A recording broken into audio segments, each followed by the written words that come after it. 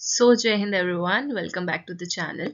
काफ़ी दिनों बाद मैं वीडियो रिकॉर्ड कर रही हूँ क्योंकि I was on a trip, मैंने पहले ही बता दिया था। तो 5-6 दिनों में जितने भी नोटिस आए हैं, जो रह गए थे, जो मैंने डिस्कस नहीं करे, उसको हम डिटेल में आज के वीडियो में डिस्कस करेंगे कि उन नोटिस में क्या है। और कुछ डिपार्टमेंट ऐसे हैं जिनका अभी इंटरव्यू नहीं हुआ है, लेकिन उनके इंटरव्यू डेट और टाइम आ चुका है, तो वो मैं बताऊंगी। स्पेशली अभी इंग्लिश डिपार्टमेंट का आया है रिसेंटली, तो वो आप देख लेना।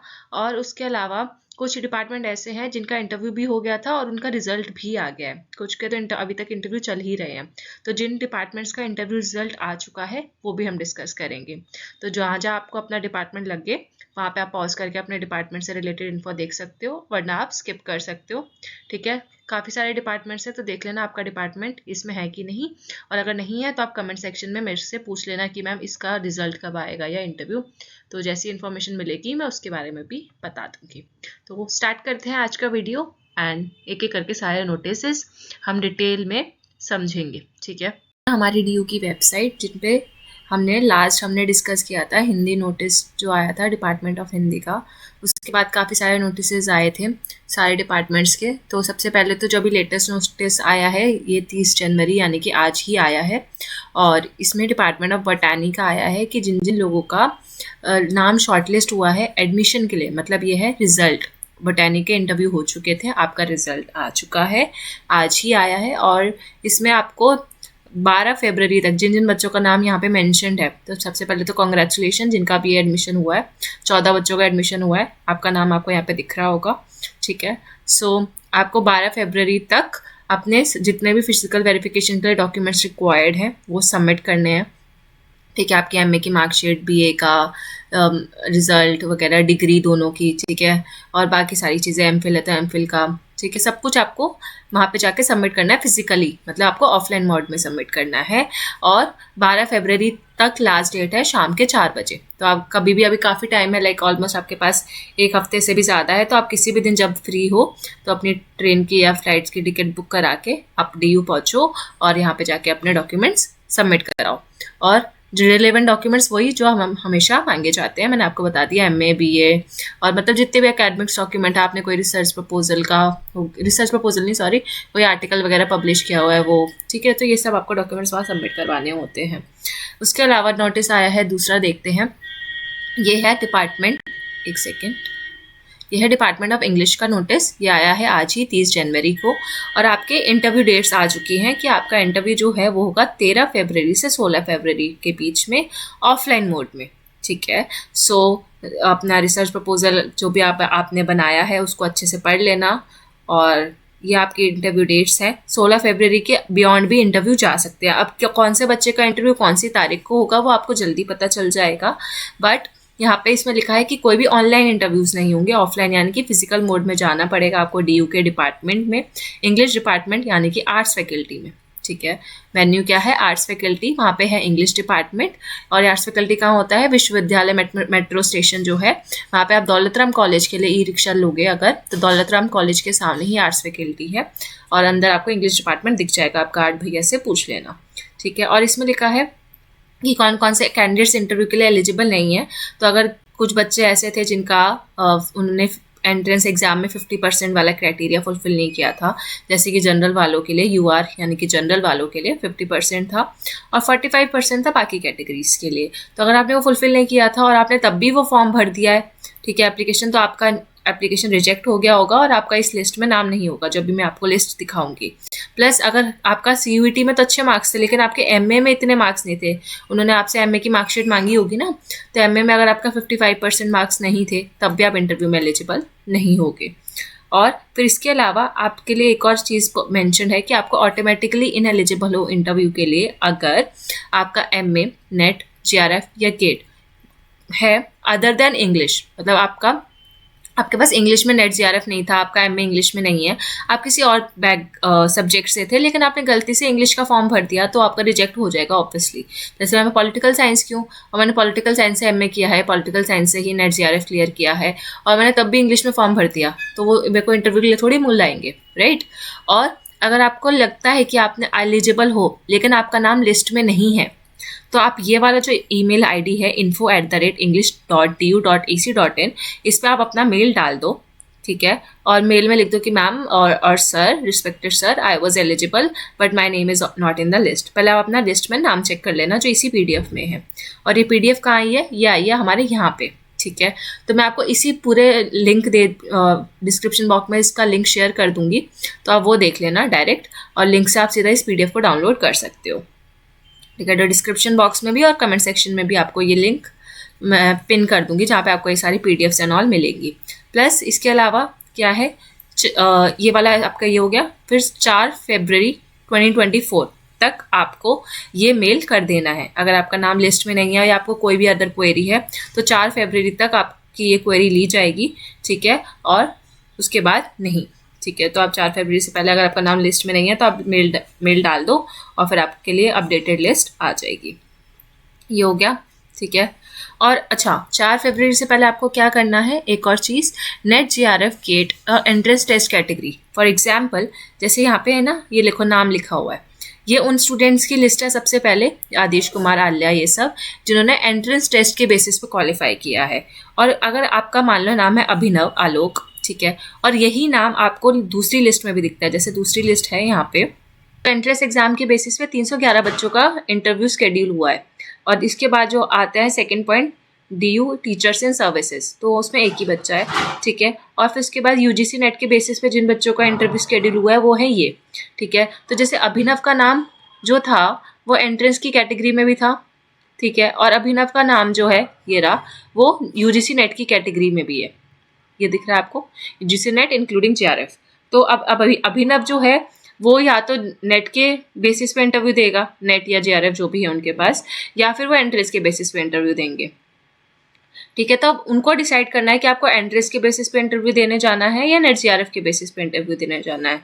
तो उस बेसिस के लिए आपको उनको मेल करना पड़ेगा 4 फरवरी से पहले उनको बताना पड़ेगा कि मेरे को इंटरव्यू जो है एंट्रेंस के बेसिस पे देना है या फिर ये नेट GRF के बेसिस पे। डिपेंड करता है कि एंट्रेंस वालों के लिए कितनी सीट्स हैं और नेट GRF के वालों के पास कितनी सीट्स हैं।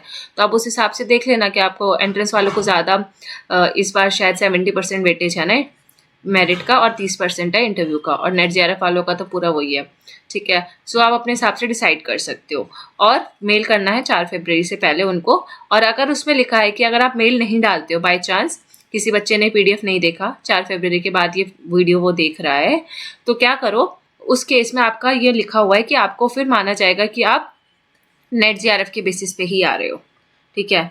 इस इंटरव्यू कैंसिल नहीं होगा, चिंता मत करो, पर आपको ये ऑटोमेटिकली ये माना जाएगा कि आप नेट GRF के बेसिस पे आ रहे हो। अगर आपको एंट्रेंस के बेसिस पे जाना है तो आप मेल डाल दो, ठीक है। ये सिर्फ उनके लिए, कहीं आप जानबूझ के मेल ही ना करो कि ठीक है ऑटोमेटिकली हो जाएगा, पर मेल कर देना, ठीक है। उसके बाद वो नेट GRF के बेसिस पे कौन है ये वो वगैरह लिखा हुआ है। तो चलते हैं वापस। So that's the reason लिखा है failing which they will be automatically considered in net GRF और गेट कैटेगरी। अगर आप एंट्रेंस नहीं डालते हो अपना इस वाले मेल पे तो आपको इसी कैटेगरी में कंसिडर किया जाएगा। सो आप अपना नाम इस लिस्ट में देख लो PDF का कि कौन कौन बच्चे किस लिस्ट में है, और अपने यहाँ पे कैटेगरी भी लिखी हुई है कि आप नेट GRF के बेसिस पे हो या किसके बेसिस पे हो। और डबल चेक कर लेना एक बार कि आपका नाम कहीं दोनों लिस्ट में तो नहीं आ रहा, कहीं आपका नाम एंट्रेंस लिस्ट में भी आ रहा है और नेट GRF की लिस्ट में भी लिखा हुआ है, तो एक बार ही देख लेना, ठीक है। फिर उसके बाद है हमारा दूसरा डिपार्टमेंट ऑफ ऑपरेशनल रिसर्च। तो डिपार्टमेंट ऑफ ऑपरेशनल रिसर्च आता है हमारा फैकल्टी ऑफ मैथमेटिकल साइंसेस, तो मैथ्स की फैकल्टी है ये। और ये जो नोटिस आया है ये 23 जनवरी को आया था। I was not here on that day. So मैं आपको बता दूं जिनको नहीं पता कि सेकेंड फेज के उनके PhD एडमिशन्स जो हैं वो कल है, यानी कि 31 जनवरी, टुमारो 11 बजे सुबह, ठीक है। तो आपको इंटरव्यू के लिए जाना है और एक सॉफ्ट कॉपी, सिंगल PDF, ये सब एक सिंगल PDF में सॉफ्ट कॉपी आपको अपलोड करनी है, हार्ड कॉपी भी लेकर जानी है साथ में, और सॉफ्ट कॉपी भी होनी चाहिए, मतलब आपकी PDF में आपके मोबाइल में सॉफ्ट कॉपी भी होनी चाहिए जिसमें आपके सारे रिक्वायर्ड सर्टिफिकेट्स हों, सिलेबस हो, जो कि आपने पोस्ट ग्रेजुएशन में जो भी डिटेल्ड सिलेबस में पेपर्स, जो पेपर्स आपने पढ़े हैं ना, मतलब बेसिकली रिजल्ट में आपके लिखे होते हैं कि आपके कौन कौन से पेपर्स लिए थे PG में, और फिर उनकी कॉपी, एप्लीकेशन फॉर्म की कॉपी लेकर जानी है। और ये जो DUG के पोर्टल पे जो आपने एप्लीकेशन फॉर्म सबमिट किया था, ठीक है, तो एप्लीकेशन फॉर्म की भी कॉपी लेकर जाना, मतलब आपके पास सॉफ्ट कॉपी में भी अवेलेबल होना चाहिए। ये सारी चीज़ें आपके मोबाइल में PDF के फॉर्म में ताकि एक वो PDF हो उनके पास, तो आप अगर वहाँ पे वो मांगे तो आप उनके PDF जो है डायरेक्टली व्हाट्सएप या जो भी वो मेल बोले वहाँ पे आप सेंड कर सकते हो, और हार्ड कॉपी इसलिए कि वो खुद वहाँ पे जाके वेरीफाई कर सके। ठीक है, तो दोनों में ही ले जाना।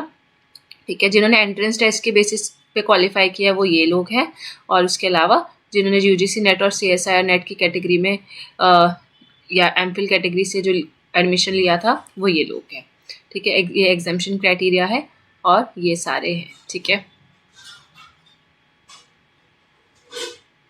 तो बहुत कम बच्चे इंटरव्यू के लिए शॉर्ट लिस्ट हुए हैं, मतलब 4 बच्चे ही इंटरव्यू के लिए आपको जाना है ऑपरेशनल रिसर्च के लिए। ओके, देन बात करते हैं ओके डिपार्टमेंट ऑफ एजुकेशन की। ये 23 जनवरी को आया था। आई होप सबने देख लिया होगा, फिर भी एक बार बता देती हूँ कि ये जो नोटिस है इसमें ये है कि आपको the following candidates have been recommended by the departmental research committee for admission in PhD program. The admission to PhD program is provisional subject to the fulfillment of eligibility conditions whatever.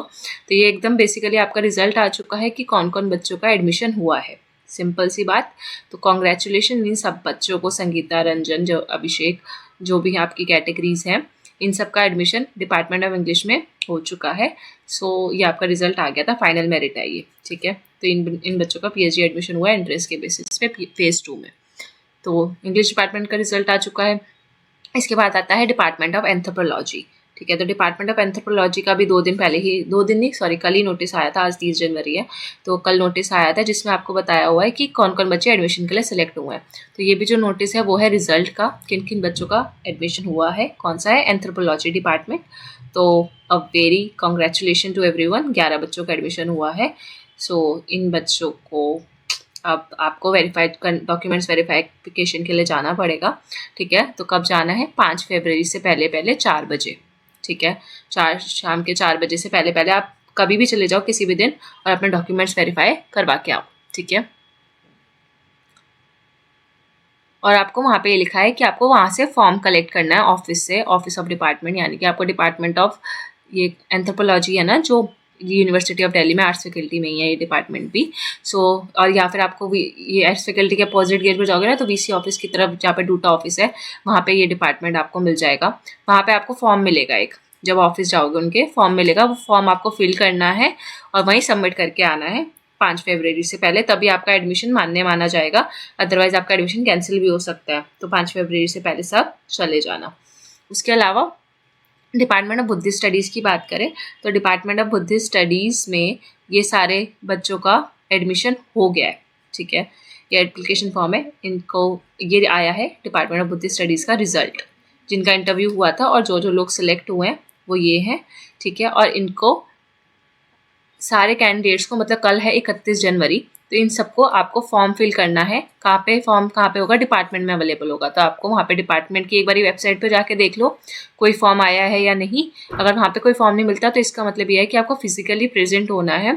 ठीक है, कल तक आपको arts faculty जाना है और जिन जिन बच्चों का एडमिशन हो गया है वहाँ पे आपको जाके एक फॉर्म मिलेगा और फॉर्म फिल कर देना। ठीक है, सो इनको भी सबको कंग्रेचुलेशंस। देन उसके बाद कौन सा रिजल्ट है? Department of political science. Department of political science में ये जो नोटिस आया था कि जिन बच्चों की एप्लीकेशन रिजेक्ट हो गई थी, जैसे मैंने आपको प्रीवियस वीडियो में बताया था, और या तो कुछ बच्चे ऐसे थे जो इनका एलिजिबिलिटी क्राइटेरिया फुलफिल हो रहा था पर वो किसी ना किसी भी रीज़न की वजह से रिजेक्ट हो गए या उनका नाम लिस्ट में नहीं था, फिर उन्होंने मेल डाला, तो उनके बाद जो एक्स्ट्रा बच्चे बचे ना, तो उन सब का जो एडमिशन है, जिससे पहले वाला नोटिस आया था उसमें आपका नाम नहीं था, तो आपका नाम अब यहाँ पे होगा। इसके बाद कोई लिस्ट नहीं आएगी। तो आप अपना नाम, अगर आपका नाम यहाँ पे है तो अच्छी बात है। और आपका भी जो लास्ट डे जो होता है ना इंटरव्यू का 5 फरवरी, तो तब आपका ये इंटरव्यू लिया जाएगा कब? 2:30 PM के बाद। ठीक है, तो 2 बजे तक आप डिपार्टमेंट पहुंच जाना। आर्ट्स फैकल्टी सत्यकाम बिल्डिंग के सामने आपको सोशल साइंस डिपार्टमेंट दिखेगा, आर्ट्स फैकल्टी। ठीक है, दौलतराम कॉलेज के सामने। तो ये सब मैंने आपको बता दिया था पहले, तो वहाँ पे पहुंच जाना और आपका 5 फरवरी का इंटरव्यू होगा। ये आई है last list, last updated list, जिनका नाम पुरानी लिस्ट में नहीं था। फिर इसके बाद डिपार्टमेंट ऑफ उर्दू के इंटरव्यू हो चुके थे, उनका रिजल्ट आया है। तो ये रहा, वेरी कॉन्ग्रेचुलेशंस। और ये उर्दू डिपार्टमेंट में इन बच्चों का सिलेक्शन हुआ है। 17 बच्चे हैं और वेटिंग लिस्ट है जो, तो 17 बच्चों का एडमिशन हुआ है। वेटिंग लिस्ट का मतलब ये होता है कि इनमें से अगर ऊपर वाले बच्चों में से कोई एडमिशन कैंसिल करवाता है ना अपना, तो आपका का जो नाम प्रेफरेंस है वो आपका ऊपर हो जाएगा। फॉर एग्जांपल सजाद अहमद ने अपना एडमिशन कैंसिल कराया, उसको किसी और यूनिवर्सिटी में मिल गया, फॉर एग्जांपल जेएनयू में, तो रूबी प्रवीण को उसकी जगह एडमिशन मिल जाएगा। तो वेटिंग लिस्ट में है तो आप कभी घबराओ मत, क्या देयर आर हाई चांसेस के ऊपर कोई एडमिशन कैंसिल कराए तो आपको एडमिशन वहाँ मिल जाए, लेकिन वो कैटेगरी पे डिपेंड करता है। फॉर एग्जाम्पल अगर कोई सीट यूआर कैटेगरी का कोई बच्चा सीट छोड़ के जाता है यहाँ पे, ठीक है, इनमें से कोई बच्चा सीट छोड़ के जाता है तो किसी यूआर कैटेगरी वाले को ही उसकी सीट मिलेगी, मतलब इन दोनों में से। ईडब्ल्यूएस कैटेगरी का कोई बच्चा सीट छोड़ के जाता है, फॉर एग्जाम्पल इन दोनों में से कोई छोड़ के जाता है तो आपको या इन दोनों बच्चों में से किसी को सीट मिलेगी, ऐसा, ठीक है। तो कैटेगरी वाइज मिलेगी, ऐसा नहीं कि कोई भी छोड़ के जाएगा तो आपको मिल जाएगी। फिर उसके बाद बात करते हैं last notice, department of environmental studies. Department of environmental studies का जो है ऑफलाइन इंटरव्यू मोड में हुआ था, तो 30 जनवरी यानी कि जो आज इनका इंटरव्यू ऑफलाइन मोड में हो चुका होगा, और ये सब आपको लेकर जाना था। तो मैं तो लेट हो गई वीडियो रिकॉर्ड करने में, सो कोई बात नहीं, पर आई होप इन सब का बच्चों का इंटरव्यू, जो 12 बच्चे थे इन्वायरमेंटल स्टडीज़ के, उनका इंटरव्यू अच्छे से हुआ होगा। ऑल द बेस्ट रिजल्ट के लिए, ठीक है। सो मैंने सारे नोटिस बता दिए जितने रह गए थे, बिकॉज मैंने पहले बता दिया था कि I was on a trip, मैं दिल्ली में नहीं थी और वहाँ पे नेटवर्क भी नहीं थे।